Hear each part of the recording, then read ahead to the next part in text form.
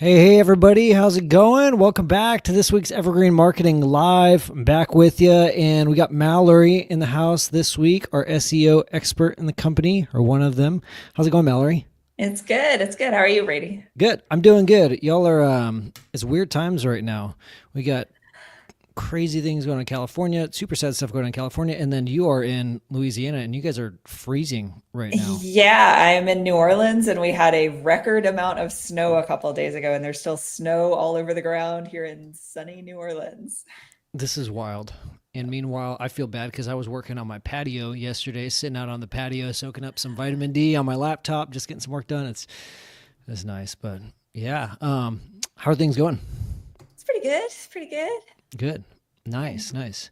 Well, everybody, thanks for hopping on. Thanks for hopping on the live. We're going to be talking about how to create an SEO plan today. If you got questions, pop them in the chat or in the Facebook group. We've already got some really good questions. People were popping in the Facebook community yesterday, so thanks for putting those through. Tony, Robert, Nasser, we got some great questions in here. So we're going to be talking about how to create an SEO plan. But I'd love for this to be interactive. Let us know your questions, your struggles. What are your roadblocks when it comes to SEO? And we're going to run through how to put together an SEO plan and how to take over a market in 12 months if you want to put in the work. That's what we're going to be doing. But let's roll the intro and we will get into it for you guys.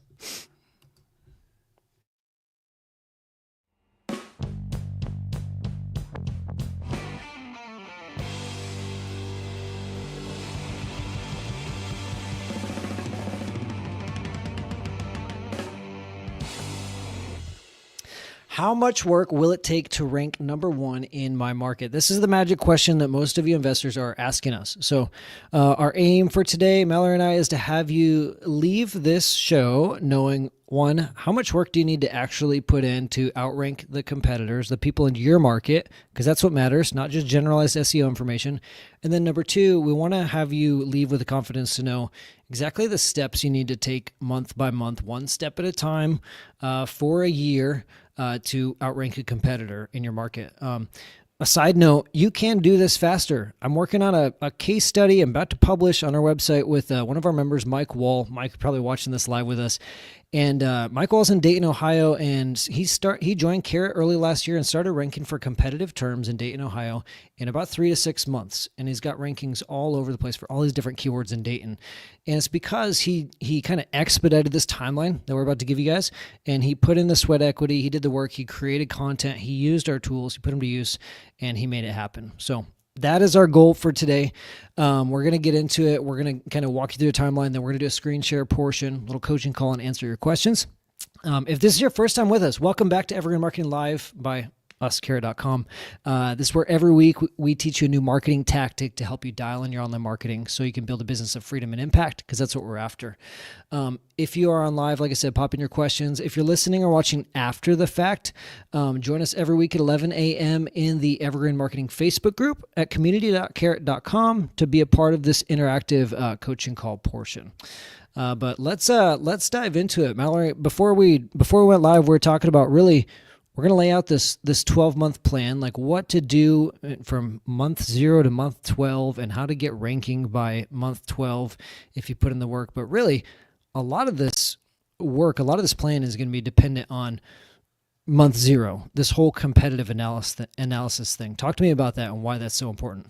Yeah, so I think as your first step, month 0, month 1 at the beginning, and you can continue to dig into this throughout your time, right? But really focusing on who are you up against, right? If you think of the game of SEO, I know a lot of people like to think of it that way. You're ultimately trying to outrank somebody else. And so you got to start with figuring out what kind of plays is the competition making, right? Like where are they at and who are you trying to beat? Because in some markets like Dallas, for example, Dallas, Texas is going to be very, very, very competitive, and you're going to have to do more work. You're going to have to play harder. You're going to have to train harder, for using sports analogies, right? Yeah. Than somebody in a much smaller market. And so that's why I always recommend doing that local market research first and doing that competitive analysis first. Yeah, absolutely. Like you said, it's going to depend on the size of the market and your competitors. So let's kind of walk through this. So month 0 to 1, we've got our our local market research, competitive analysis.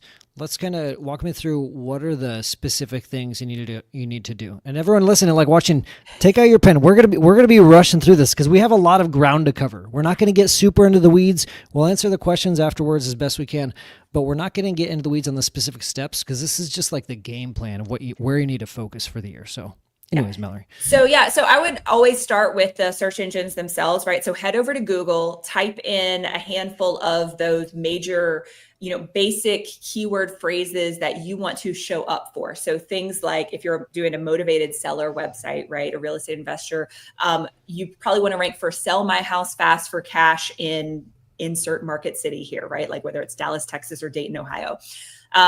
So look at what is actually showing up in the search results for those different important phrases, right? And then pay attention, click in, start making notes. Who keeps coming up over and over again at the top of the search results?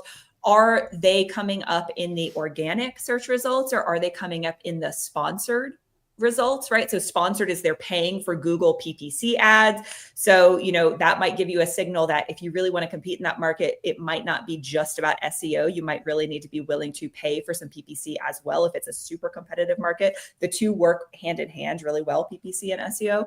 Yeah. But really pay attention to who's coming up, make note of who are some of your top competitors, look at their websites themselves, right? Like, are there things that you notice about what they talk about, like how they're designed? Are there specific phrases that keep coming up again and again? Are they really focused on just sell my house fast for cash? Are they mentioning certain neighborhoods or certain landmarks, certain aspects of your particular unique area that differentiate it from, other parts of the country or something? Because often I'll see that when I'm looking at some of the top ranking sites in certain cities, there will be mentions of these very location specific things that somebody else, might not know about and might not think to put in, right? Yeah. So you really got to go, you got to go one step past what they're doing, right? Like whatever they're doing is ranking at the top. That's the baseline. You got to improve and go better than that. Yeah. So in a nutshell, what you're saying is it's kind of a mixture of things, but it's the volume of content, the quality of the content on their site, how well it speaks to the keyword someone's typing in, how well it answers the question. We've done so much content on this, but you guys can watch our series on EAT, EEAT, expertise, experience, authority, and trust. Google looks at your pages on your website to see how well you're doing this. So that really matters. Actually, Mike Wall, who I mentioned earlier, has been using one of the ChatGPT prompts we gave away on this show about a year ago, and it was a prompt to say, hey, evaluate this page for EAT and tell me where I can improve on it. He's been using that page on his blog posts, and it's been helping him get ranked. But anyways, it's those things, and it's also your unique selling proposition like you're talking about. Which Trevor and I did an episode on that recently, like how to differentiate yourself. Yeah. And so look for that too. Like, are there any gaps in your local market where you see your competitors not serving certain needs, certain pain points of your, ideal customer or client? What is it about you that is different and better than them, right? And I say better, but also I would lean into the different thing. One of my favorite brand experts and marketers, Sally Hogshead, she wrote a great book called Fascinate. And she leans into this idea of being different. She's a great quote that says, don't worry about being better, be different. Right? Yeah. To be different is actually better than better, because that's what is memorable. That's what will stand out, especially in a world where there's so much sort of homogenization because of AI and things like that. Lean into what makes you uniquely special. Yeah. There's one thing in the chat I want to address real quick, and then we'll move on to this game plan. Medina sold it. Thanks for hopping on. It's good to see you back. They say up against other Carrot members. Yes. So 2 thoughts on that. One, you want to go with the platform that works. You're already on Carrot. I wouldn't think about that too much. Sometimes people get caught up on if I'm on Carrot and they're on Carrot, I'm going to win. It doesn't matter as much. We build the platform for you to do the work, to put in the SEO work, and to get results. Another platform is not going to make a huge, you're not going to have a competitive edge by going somewhere else. Go with the platform that's ranking. Number 2, I'd encourage you to reach out to them. So I've talked to so many members. Bo Hollis in Louisville is friends with his competitors and the other people he's trying to outrank, and vice versa. Keith Sant out of Tacoma, I remember being at a Carrot camp where, he's talking to people in the room that are thinking about going into markets that he's in, and I would just encourage you to reach out to them. They might have leads that they don't want to go after, or there's certain niche that you can't tell from their website. You guys might be able to JV leads back and forth. So I'd encourage you to just reach out, get to know them. You can still be, friendly competition. But yeah.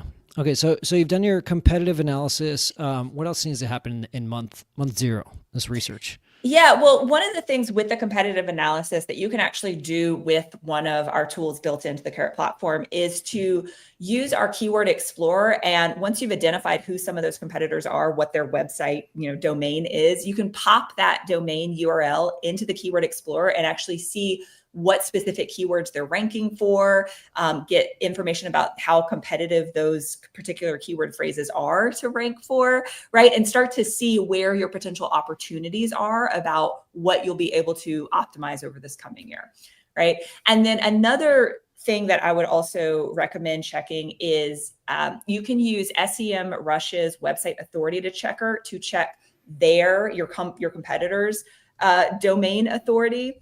And then you'll be able to have a baseline about what you are up against. And then you can monitor your own domain authority with our domain overview and backlink analysis tools, which pull from SEMrush's data, but it's right there in your Carrot dashboard, right? But that way you're kind of getting a baseline of like, what are your competitors like in terms of how many total backlinks and mentions and things like that across the internet they have? And then you'll know what you have to compete against to then be better than them. Yeah, absolutely. That's good. And like you said, our platform does 95% of this.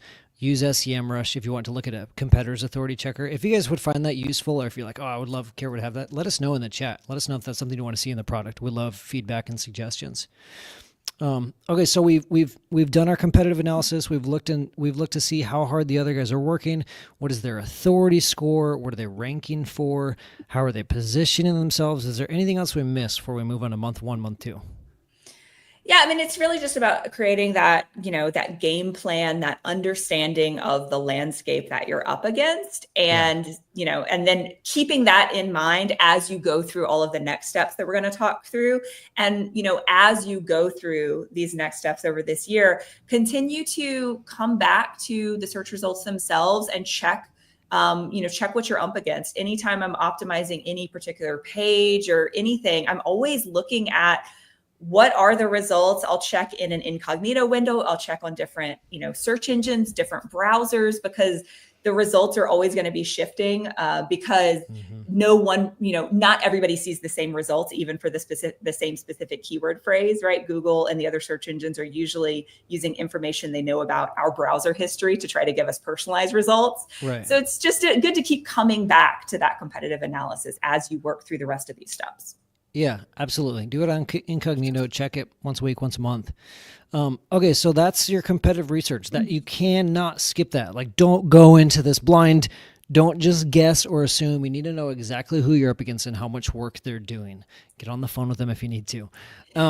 Okay, months 1 through 2, core website content optimization. So this is really about making sure your core, what we call your core conversion pages, are making sure they're dialed in. So this is your home page, your About Us page, your reviews page. Make sure that they're optimized. I'll let you kind of talk about that. But guys, I see so many Carrot members who are wanting to put in the work, or maybe they have started putting the work and they ignore their About Us page. The About Us page is the second most visited page on your website, right under the home page. It's where people want to find out who you are, what you do. They want to know the heart and soul of your business and why you exist. You can't ignore that page. People are in the decision-making mindset when they're on that page. Get a photo of yourself up there and have a bio about your company. We've done episodes on that. But Mallory, from a technical standpoint, what are the things you need to pay attention to on these core pages before you create other content? Yeah. So, we do a lot of this stuff out of the box, right? When you publish a new Carrot site. But as somebody mentioned, in a lot of markets, there are multiple Carrot members who are all, using our platform. And so that's where you really want to make sure that you've added those differentiation factors, right? Like showcase your personality, showcase any specific testimonials and case studies of people that you've helped. and made sure to localize it to your specific area, right? Because while you may have other people in your market also using Carrot, and they may not have done all of the things that are possible to do. They may have not taken the time to personalize it in the way that you could, right? They may not have taken the time to make it really specific to your local area. And maybe you can do a better job of that. That's how you end up beating them in the search results, right? Yeah. And then this is also, if you are new to SEO, right? If you're, want to really, really dig into this but you're not having, a deep understanding, we have some really great tutorials on our help center. So if you go to Carrot's help center, we have a whole big kind of intro to SEO that has a handful of different tutorials that cover different aspects. Two that I would recommend specifically are a tutorial about keyword essentials that goes deep into explaining keyword phrases and kind of how to use a lot of the different words and entities and keyword phrases throughout your website. And then our on-page SEO guide, which then goes in deeper about exactly which places on your pages, right, to put those keyword phrases. So that includes things like your page title, meta description, and your headings, and throughout the content itself. It can be a lot of information, but I updated those within the last 6 months or so to make them even hopefully simpler and easier to understand. So there's a lot of really, really good stuff there. Yeah. Nice. Okay, that's good. So month 1, month 2, get your core pages dialed in. And like I said, you can accelerate this, but I know you guys are strapped for time. You got a million other things you're trying to deal with in your investing business, but that has to come before you start creating content. Mallory, you mentioned localize. This is the text and the photos. Sometimes I'll see people work on the text and they forget. You just get so used to how your website looks, you forget I should swap out that photo for, the Carrot stock photo. Swap it out for a local image of a house in your market. Things like that. Yeah. Yeah, and when you upload new images, make sure to add alt text, which is basically a description of what is seen in that image. That's important for accessibility. If you have, if you're working with older homeowners, might have vision impairments, it helps them if they're using screen readers to actually understand what's in the image, but it also helps with SEO to describe what is in those images. Yeah, huge for SEO. You don't want image, 4967.jpg. You don't want that. Okay. Okay. So months 2 through 4, location pages and local credibility. Location pages can be the bread and butter of SEO. Let's talk about building out these location pages. How many do I need? How do I go about it? I don't like to say specific numbers because again, it's going to depend on your local market area and the goals of your own business as far as what locations you actually are equipped and want to serve. But I will say with our auto locations feature, we've made this a lot easier to create these location pages and to create the interlinking between those city location pages and your homepage, for example. So you can definitely use that.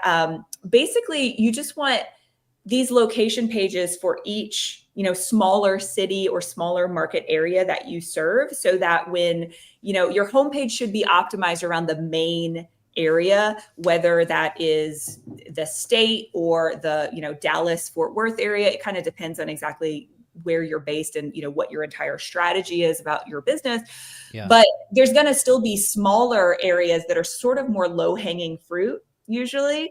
And often those smaller areas, the smaller cities, the suburbs, they're often going to be, they'll have less search volume, less people overall in those smaller areas, but often it will be easier to rank those pages. And so that's why we recommend creating the individual location pages for each of those. And that's why we created our auto location pages tool. Yeah, absolutely. Yeah. It makes it super easy. I referenced Mike Wall a couple of times. He, the case study I'm working on where he was able to rank in 3 to 6 months, he made, I think 50, I don't know, a bunch of location pages, right before we put out the tool. I was like, did you use auto location pages? He's like, I was right before you guys released it. I was like, dang it. So use the tool. It's a fast way to launch pages. Yeah. I mean, and you can do them manually. Some people have preferences. Some people like getting super hands-on, but if time is of the essence, and if you don't have the, resources and bandwidth and time and energy to build them all out manually, auto locations is where it's at. Yeah. Absolutely. So location pages, you want to build those out depending on where you want to generate leads from and what other places your competition is targeting. So go after the locations, the niches that people aren't going after. Excuse me. Next, credibility. So testimonials. You got to have testimonials on your website. We've done episodes on this. If you haven't done a deal yet, get character testimonials based off you. But get testimonials on your website. Video preferred. If not, then text. And then case studies. We've seen this done a couple different ways. I think househeroes.com has done case studies well, but talk about some of the best deals that you've done, how you've helped, not the best deals that you've done, but the best situations you've helped people in, or like the most common situations.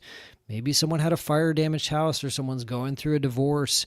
What are those common situations you're really good at solving? And do a short blog post on those. Link them up on your homepage under the section about like, how it works or how we help people, situations we help people in. Do a case study or two. Anything besides location pages, credibility, that's kind of month 2 through 4. Those are the things you're working on. Yeah, I would really focus on making sure that you have those individual city or location pages built out for all of the specific places you want to target. And for sure, include those case studies or testimonials or stories, right? Like I love it when it's framed in a kind of story-driven, humanizing way to really build that trust and credibility with the people. Because a lot of people are skeptical about, should I do a non-traditional house sale? Should I work with a cash buyer? And so any way that you can help build trust and credibility with those people who are actually finding your website once you get found in search, because you ultimately want them to fill out the form and become a lead and then convert into a deal. Yeah, they need to be. Yeah, I think I'll pause real quick on your comment because we're looking at this in terms of just SEO, and it's really easy to get caught up in this thinking of like, I need to do what it takes to rank. I need the right keywords. I need the right content. But guys, the whole idea of SEO, of content marketing, is thoroughly answering the questions that people have in their mind, and they happen to be typing into Google, and you need to answer those questions well. You need to convince them that you're the best solution. So don't get too caught up in the right keywords and gamification and what technical things I need to do. All of that's important, but it's not more important than really helping people through your website and answering their questions. So just keep that top of mind and you'll do well. For sure. And FAQs can also be helpful on the location pages and on the niche topic pages and blog post pages, right? Which we'll talk about next. But, if you see, as you're doing that competitive analysis and in the Google search results, you see those people also ask questions. Mm-hmm. Answer those questions on your pages if you can, right? If you see Reddit threads where people are local in your area and skeptical about cash home buyers, address those concerns through your content on your page and build their trust. Yeah, absolutely. We could go on and on about the people also ask. That's a whole rabbit hole, but it's a rabbit hole worth diving down if you're doing your keyword research. And okay, so months 3 to 6. So now we've done all the foundational work. We've got our location pages. We're in a healthy spot. If you've gotten this far in your SEO journey, give yourself a pat on the back. You're getting some serious work done.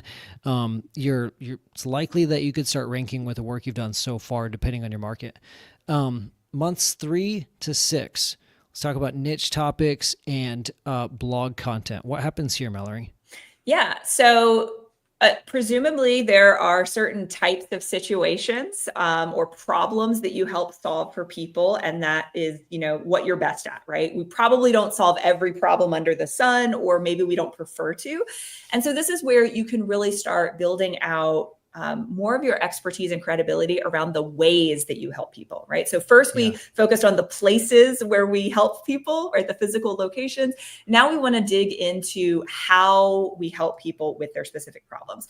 And so you can obviously create content from scratch. If you want to post blog posts completely from scratch, write your own, you can do that. But we have a really great tool that we've leveraged our blog content SEO strategy, which is not ours specific, right? Lots of other credible content marketing experts, know that this works. But what it does is it creates a topical cluster around that specific problem or situation. So we have our niche authority builder tool, which you can go in there and select a specific topic or niche. So it might be something like sell an inherited property or sell a fire damaged property, right? So maybe that's one of the cases that you like to help people with. You would select that, you select your market area, and what it does is it will create this cluster of content. So it creates one niche topic page, which goes very deep into that main topic about sell an inherited house. And it is formatted in a way to really convert well.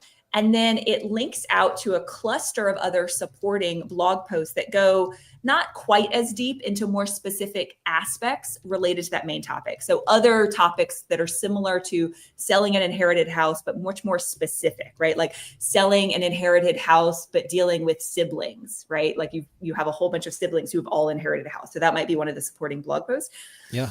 And these supporting blog posts link to the main niche topic page, and the niche topic page links out to the related articles. So this internal linking is really important. And this is why we've built tools like the Niche Authority Builder and the auto locations pages, is because it takes care of all of this internal linking within your own website for you.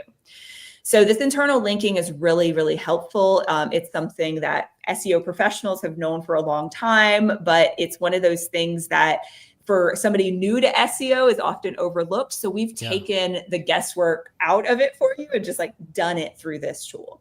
Yeah, and I love the Niche Authority Builder because it's not just link building or internal linking isn't important for the sake of internal linking. It's important because that's what the person Googling is looking for when they're looking for answers to a very complicated question, like how to sell a house during divorce. You start researching that and you go down the rabbit hole, there's all these other questions that stem off of it. So the goal, sorry to be redundant, I'm talking over myself, but you need to answer all of the questions they have. Not just one blog or one page for that one question, and you don't want to oversimplify it. You need to give them content that really goes in depth on all these questions so you can show them that you're the professional. You have the solution they need, It's just letting them go down the rabbit hole, and then that happens to be internal linking, and that's good for SEO. Yeah, well, and these internal links, when they're done in a deliberate sort of structured way, as we have built it into auto locations and Niche Authority Builder, it helps Google and the other search engines to really like understand the relationship between pages that have similar related content. Yeah. And so one example that I like to give when I'm explaining the power of internal links, if you think about Wikipedia, right? If you go on any page or article in Wikipedia, it's always linking out to other related Wikipedia articles where relevant in the content, right? And it creates this web of information. And that's basically what you're doing on your website, especially when you use tools like our Niche Authority Builder or auto location pages. Yeah. Shout out for Wikipedia. This episode's brought to you by Wikipedia. Just kidding. I'm half kidding. I actually donate to Wikipedia every year because I think it's one of the last good things left on the internet. It's such a wholesome place. Anyways, side tangents. Okay. We've covered months 1 through 6. Let's talk about, hold on. Let me make sure I got my timelines in order. Okay. So that's 1 through 6.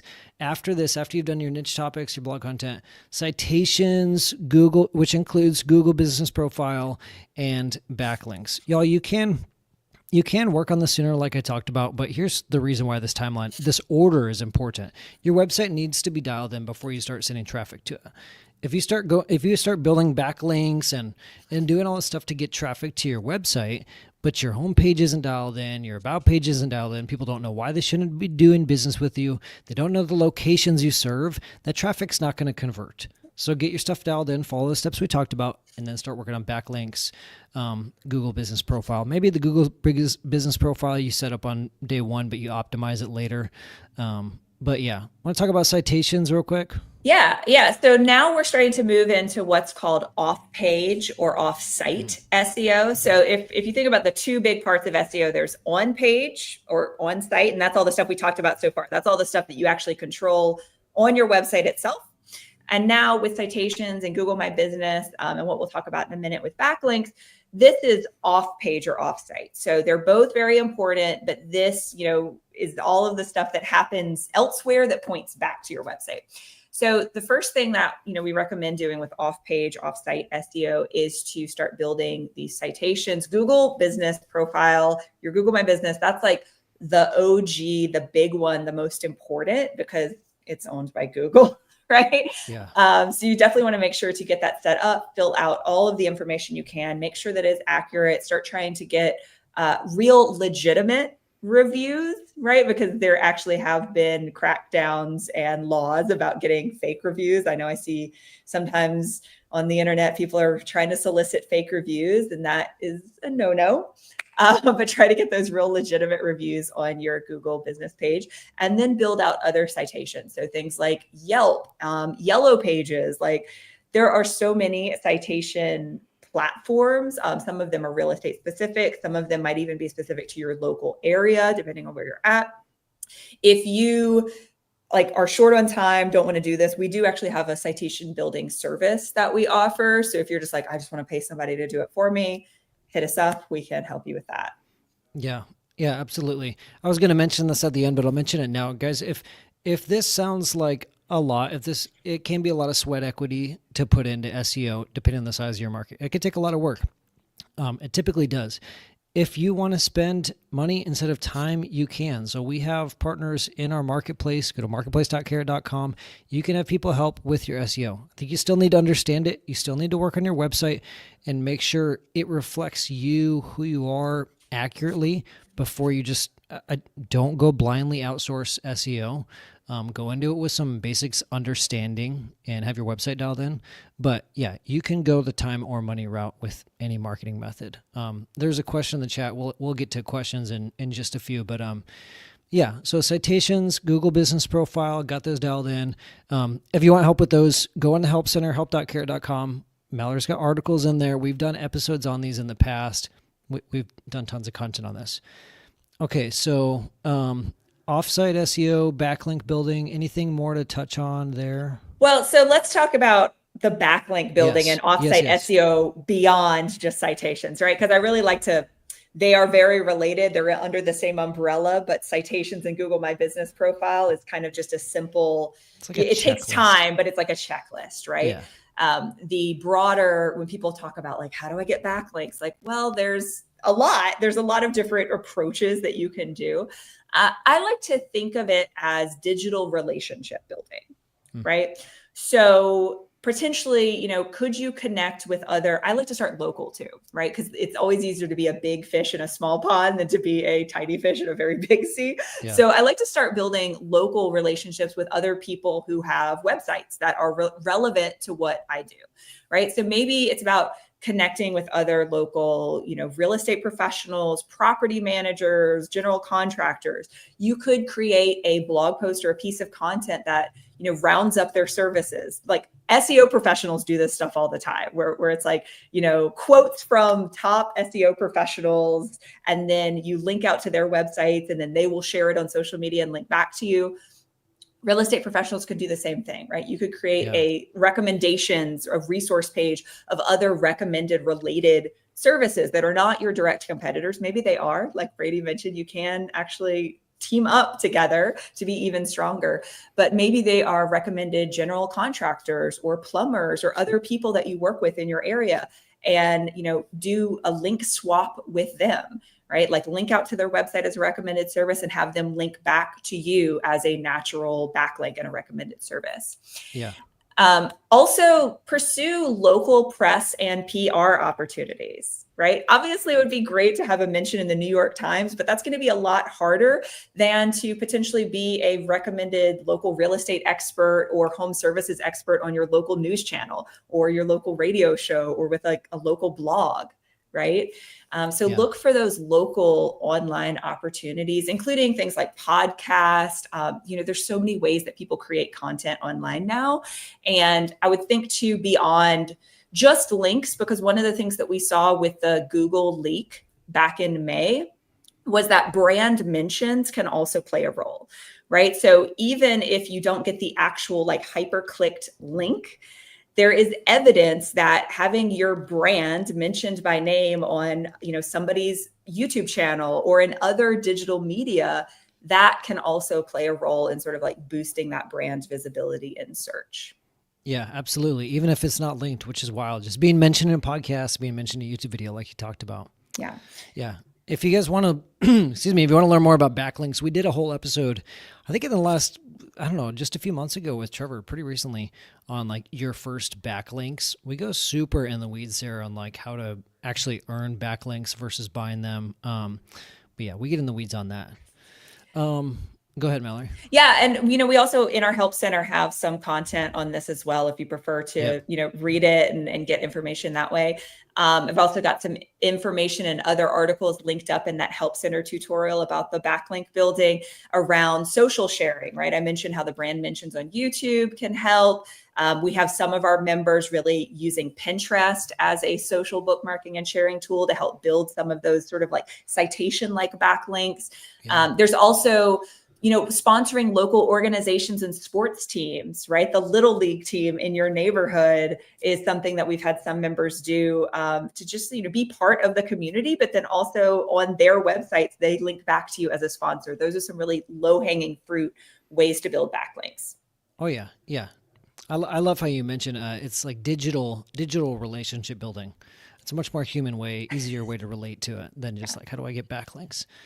Okay, so last kind of umbrella in this plan, and then this is kind of the ongoing work, and then we're going to hop over to answer some questions, and if we have time, do a little bit of screen share and competitive analysis. We'll see. We got a lot of questions we need to answer, though. Okay, so we've covered month 1 through 12. Let me do a quick recap. So month 0 to 1, local market research, your competitive analysis. Months 1 through 2 is your core page optimization. So your home page, your about page, your testimonials page. Make sure you have those things dialed in.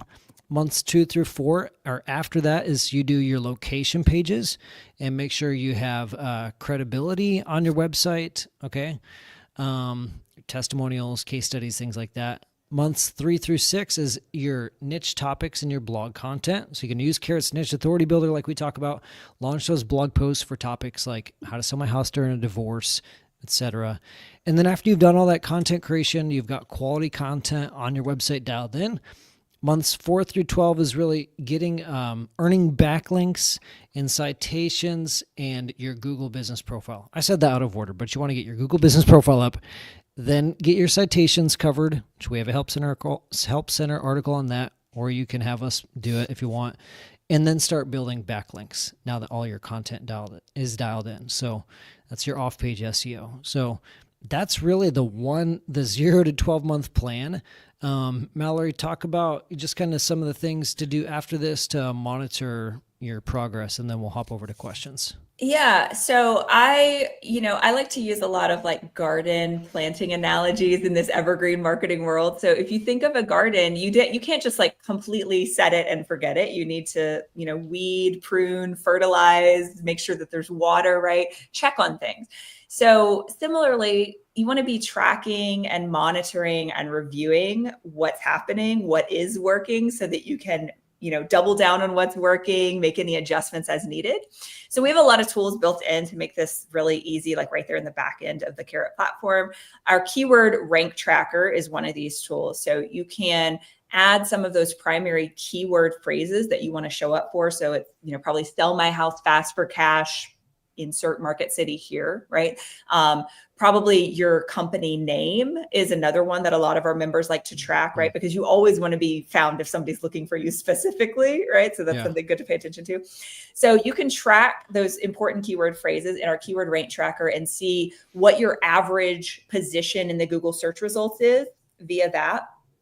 We also have our search performance feature where you can connect your Google Search Console account directly to search performance. And basically it will pull in data from the source, from Google itself, directly into your Carrot dashboard. So you can kind of easily get an overarching idea of how your website is performing in the search results, right? Like what searches people are searching and you're coming up as an impression in those searches, where your average position is when people are searching that, what is the click-through rate? So when somebody searches for something, you come up in those search results, like how often are they clicking through to your website? It'll show you all of that once you connect your Google Search Console with the search performance tool. You can see it right there. And then the other tools are our domain overview and our backlink analysis. So this is where you can track all of that offsite and backlink building SEO work, right? And again, if you've looked up and made note of what your competitors are doing, as we talked about earlier, you can also kind of like see how you're increasing and coming up to speed with them to know that you're working towards that goal that you originally set. Yeah. Absolutely. That's good stuff. We've got the tools to monitor progress. Just use them. Yeah, but we kind of already recapped what you need to do in the first 0 to 12 month. Guys and gals, hopefully that was helpful. If you have any questions, let us know in the chat. But for those of you who are watching this after the fact or listening to the podcast portion, that's the end of the podcast. Again, hope you found that helpful. Join us at 11 a.m. Pacific every single week in the Facebook group. We're going to pause for a second and then do some Q&A here. But thanks for listening, everyone. Okay, sweet, rock and roll. We've got some good questions here, and we have a hard stop in about 15 minutes or less. So we're gonna try and run through these. But good questions, everyone.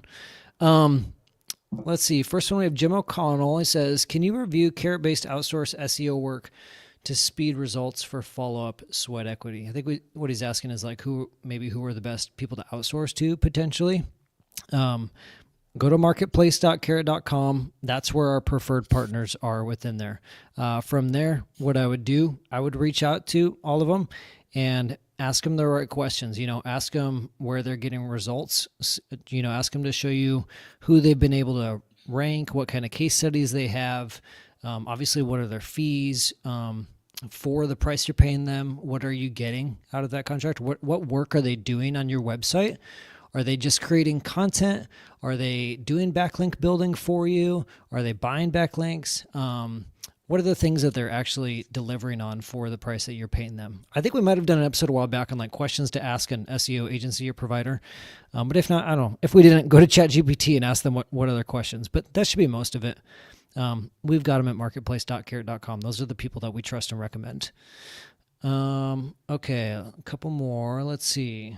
I've got some that came up earlier in the week in the Facebook group, some from Tony, Robert, and then we'll jump over to some more that just happened live. Let's see. Tony, understanding how to set goals for your month-to-month or even quarter-to-quarter results. In other words, what SMART goals when it comes to SEO? Oh, that's a good one. What kind of goals should you be setting? I think the first goal is probably your company name. You need to make sure you're ranking for your company name before anything else. When people Google Brady Buys Houses, Roseburg, Oregon, or who is Brady Buys Houses, things like that, you want to be ranking and focus on that. What are your thoughts, Mallory? Yeah, I mean, there's a lot of different ways to approach this. And that approach is going to depend on your overall business goals, right? Your business goals should be at the top, and then that determines your marketing goals and all of that stuff, right? Because everybody's, a small team of a, 1 or 2 person team is probably going to have very different business goals than a 20 person team. Right. Yeah. But that's the competitive analysis is a good benchmark of a place to start because you need to kind of understand what you're up against.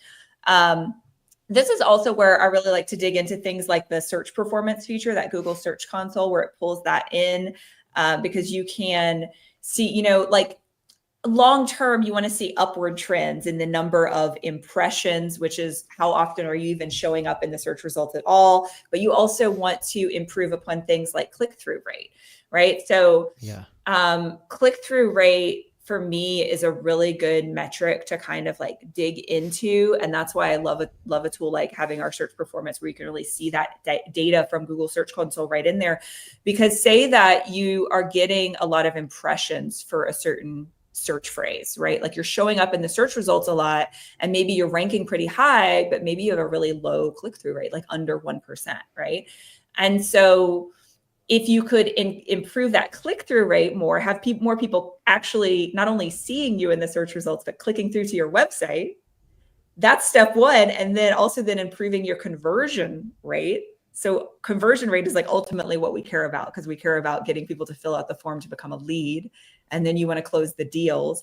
So if you think about all of those things along a journey that your potential lead or client is going on, I would set my goals based on like the money part of the journey. Like, what is, like I want to focus more on getting people to convert once they're on my website. I want to focus on getting people to click through from the results, not just showing up in the results. Right. Yeah. That's a good way to put it.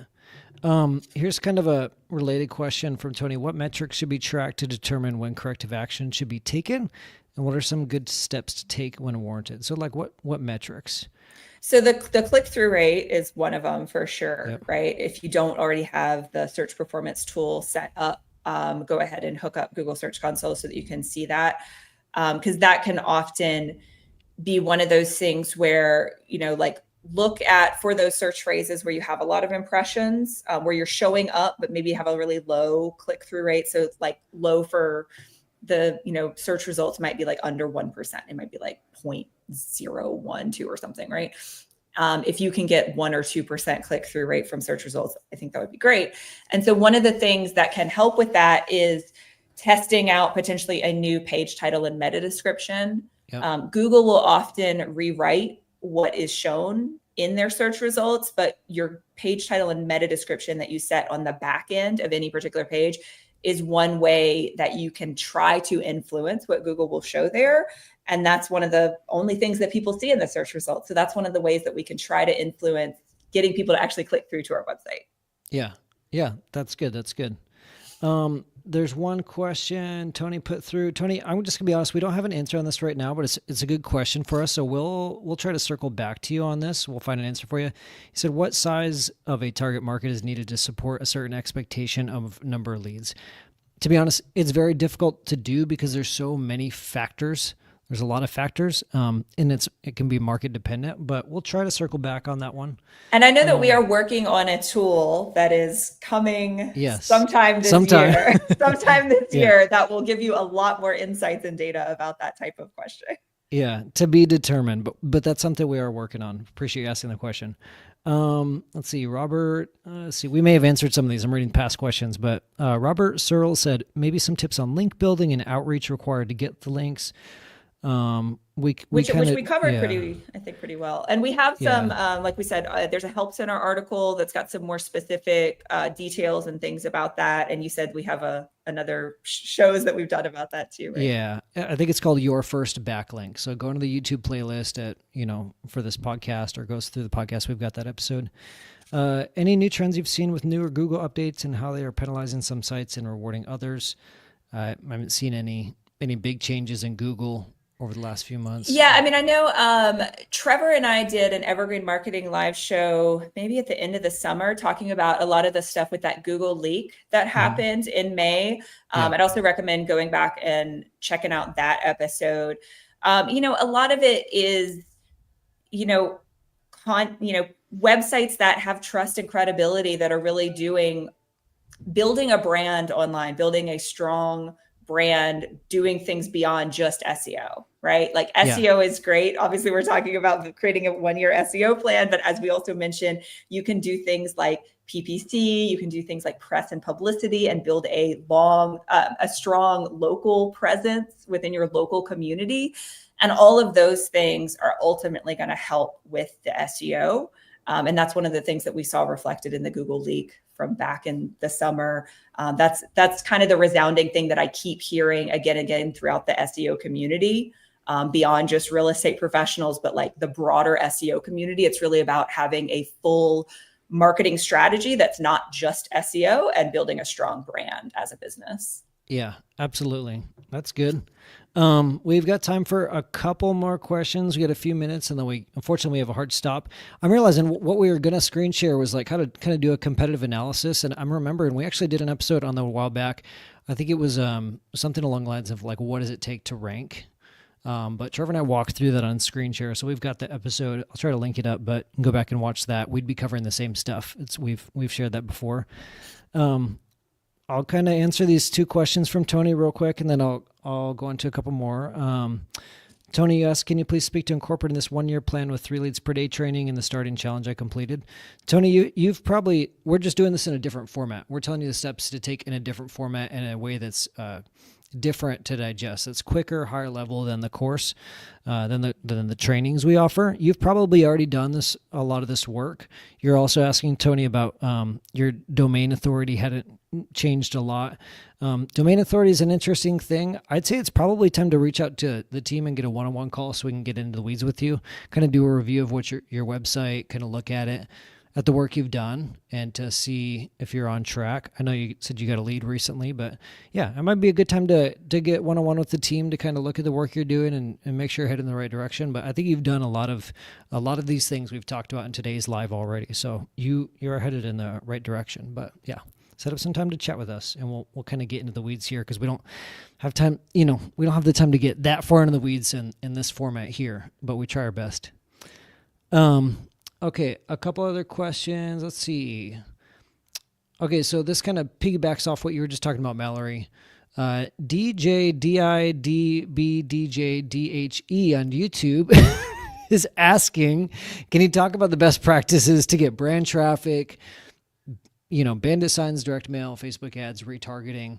I think the question is like, how do you drive more brand search from these offline marketing methods? The important thing is you want to focus on one marketing method at a time. A recipe for disaster is to try and go out and do all this different marketing at once. But we know from the Google leak, like Mallory was just talking about, and we've talked to other members, offline marketing does help drive brand search. So if you're running TV ads, if you're doing radio ads, if you have bandit signs and people are seeing that, and then they're going to Google and they're searching for you, the number of searches helps affect your rankings. So like everybody knows who Walmart is. If you don't know Walmart.com, you're going to be going to Google and type in Walmart. And then that's how a lot of people just get to websites nowadays. So Google recognizes that. So it will help. But I wouldn't choose, say, bandit signs or direct mail for the sake of SEO. Like, don't do those things to boost your SEO. Pick the marketing method you are most familiar with, have the most confidence in, have the time and budget for, and focus on that to supplement your SEO, Yeah.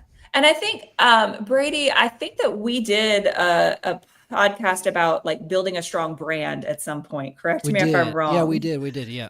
But I think that's where this comes in, right? And there's arguments for either way, whether it's a very distinct and different brand name and branding overall, logo, and all of the things that a brand entails versus something that's more generic, right? But say that your brand is We Buy Houses Dallas, right? Well, then everybody else has a different brand, but also it's going to be trying to rank for that kind of generic term, your brand is going to get diluted, right? Yeah. Versus, I'm thinking, speaking of bandit signs, whenever I'm over at my mom's on the Mississippi Gulf Coast, I'm constantly seeing these bandit signs for this roofing company. They're called Extreme Roofing, right? And if I was to go look them up, because I cannot remember what the phone number is, but like I've seen them enough. I remember Extreme Roofing. I could search that and they probably are ranking for their name because it's so specific and distinct. Yeah. Yeah. I don't know. I talk to investors. Some people say, oh yeah, bandit signs still work, still super effective. It's like, do you want to pay a high school kid to go out in the middle of the night and put up signs for you that are going to get torn down and get called and yelled at? I don't know. That's your decision. We recommend SEO. You get leads who want to talk to you. Talk to other investors, see what's working for them. Okay, last question, and then we got to balance. Jim O'Connell, good question. SEO leads. SEO leads the results. I don't know if I'm misreading that part. He says, what's the balance between content and visual attractiveness? This is a great question. So I think what you're getting at is some people will say like, oh, some websites seem like they have so much text on them. Some websites can seem really text heavy. Back to what we were saying earlier, you want to answer the question thoroughly and effectively that the person has. So how to sell their house fast, how to sell a house during divorce. You need to answer that question and not simplify it or gloss over it for the sake of visual attractiveness or having your website look clean. The answer to that is formatting the text. And so you don't cut down the amount of text and compromise the answer or shorten it. You can break it up with different sections. You can put a colored background behind some. You can do an image next to a block of text. You can do quotes in between blocks. Again, yeah, go ahead. Yeah, Mara. Well, it's before you even started saying that, I was immediately, we recently released a lot of new block patterns. So if you haven't done any edits on your Carrot website recently, or if you're new to Carrot, we have added a lot more kind of pre-built sections, like you're saying, that are for different areas, like explaining how it works, or showing the credibility of your company, that will help break up long walls of text into different styled formatting versions of it, right? So you can still have that information written, but have it broken up in different ways. Yeah, absolutely. I think a really interesting thing to do would be like have some infographics on there. Go to Fiverr and like take some of the data you have and some of the points you're trying to make and have them turn into graphics or infographics. That's valuable. Pictures of deals you've done, houses you've worked on, things like that. There's a million ways to break up the text. It kind of starts with doing that competitive research we talked about in the beginning and looking at the other websites that are ranking and see what they're doing, and check out our help center articles. There's a million ways to break it up, but don't compromise and think that you need to shorten the amount of text. That's a mistake you don't want to make. So yeah, really good question, Jim. I'm out of breath and I'm out of water and coffee too. We had a lot to cover today. That's all we got. Thank you guys. Take this one step at a time. So if this is a lot, go back through the help center. We break it down, more bite-sized chunks there. You can go back through one step at a time. If you want to explore any of the topics we've covered in the past, go back through the podcast playlist, go back through the YouTube playlist. We go into the weeds on this stuff. But yeah, thanks for hanging out. Thanks for asking your questions. Great questions today. Next week, we're going to be talking about ways to double your credibility in less than an hour on your website. So like really quick little things you can do to your website to make it stand out, be more credible than a straight out of the box untouched website. So if we can help, hit us up, carrot.com, hit us up on live chat. Last thing, I almost forgot. Carrot Camp is coming up in April. We've got some really great people. We've got Keith Sant and his wife. We have Jeff Fassett out of Arizona. We have Daniel Kong out of Hawaii. Some people that are really good at SEO and really good at inbound marketing and marketing in general. We've got, I think, about 4 or 5 spots left at the time of recording this for our Carrot Camp in April. If you want to come hang out with 14 other high-level investors, Trevor himself in Carrot headquarters, the Carrot team, you want to unblock your business, create a vision for your business, get your lead gen and your systems dialed in, this is the place to do it. It's my favorite thing we do all year. I'm not kidding. We brainstorm, we mastermind for 2.5 days here at Carrot HQ in Roseburg, and it's a good time. It's a good time, and you're going to get access to a whole network of investors in the Carrot community. So if you're interested in that, send me a message on Facebook or go to carrot.com/camp and send us an application. We'd love to have you there. We're probably going to be selling out by the end of the week at the time I'm recording this. But yeah, that's about it. Thanks everybody for hopping on, and we will see you guys next week.